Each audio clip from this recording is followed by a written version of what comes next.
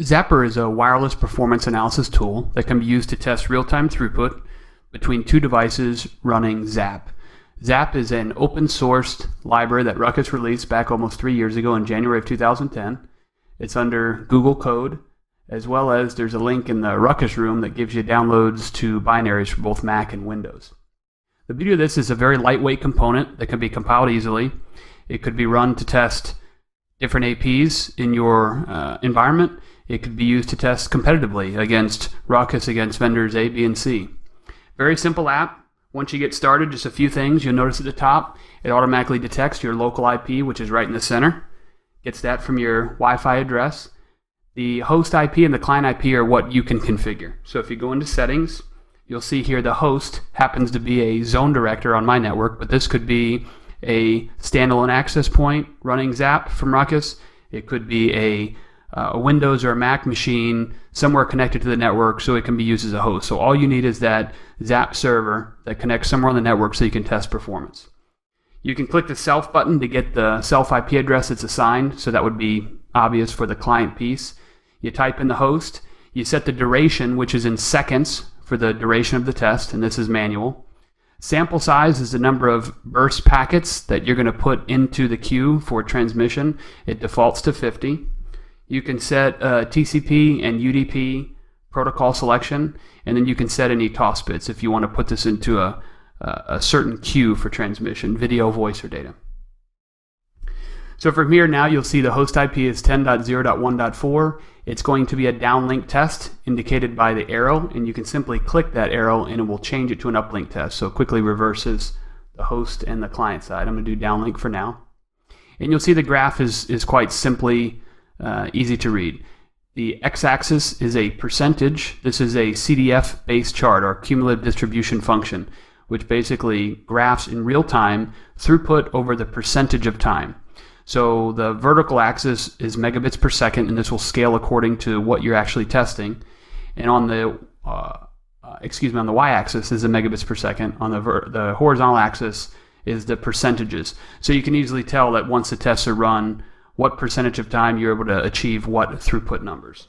So to create a new test, you click on the plus, you give it a name, so we'll call this Ruckus, and there's an RGB color slider where you can change the color of the lines for each individual run. So we'll make this one green.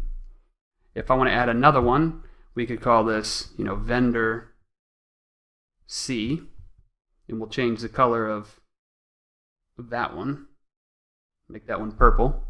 And then we could add another one. You can continue to add additional tiles for the different test runs that you want to use. And we'll call this vendor A. And we'll make this one a purple color. So now I've got 3 different test runs down at the bottom. And once I go ahead and select one, it'll take me into that and I can start a new run. So if I click Start Run, you'll see a real-time test being conducted showing you the throughput over that duration. So this was a 10-second run. And once it's complete, it's going to give you some stats. 160 transmissions, the time, no dropped, no out of order, no repeat packets, and there's your line. And if you click back on Zapper, it goes back and shows you the combined runs. Now the beauty of this is you can run multiple tests. So if I go back to that same run the test again, the expectations is the results are not going to be identical, right? You're probably testing in the same location, but things have obviously changed. So you'll have 2 runs, so I can swipe back and forth, run 1, run 2, and if I swipe one more time, you'll see the combined runs, or the average of those 2 runs. You can continue to add multiple runs, but let's just say I was okay with 2. I want to run the vendor C run. I go click Start Run, same thing. Now, obviously, these are going to be very, very similar results because I'm testing against the same AP in the same location, but this would simulate testing 3 different vendor APs from the same physical location that you're running from your iPad. So I'm just going to run an additional run just so you can see the difference here. But what's really handy about this is it doesn't have to test just between the iPad and the Zap server. As long as Zap is running on any 2 components, you could use it to test between those. So I could physically test between an AP and an AP for mesh links, or between a client that was somewhere connected that had Zap running, I could use this to run that test against as well. So you can see those results are almost identical. But if I want to go into vendor A, just to show you a little bit of difference, I'll change it to uplink. So I'm going to switch it to uplink, go to vendor A, start a run. This obviously will be a lower result because uplink performance always tends to be a little bit lower than downlink performance. So just so we can show some differences in the chart here, you can see now I've got these 3 results. Now I can continue to add. I could go into a particular run. So let's say I didn't mean to, that vendor A was a false run. If I click and hold on the tile, you'll see it will shake. I can delete it. That run is now removed. If I want to change the color, if I click on the eye that's in the little tile, I can change the color and or the name. So let's say that one actually meant to be vendor A and I wanted the color to be different. I simply change it. Now from here I can do a couple of things. I can send these results. If I click the output button, it generates a CSV file which contains the runs during your test, which then you can manipulate and graph however you want to send them off.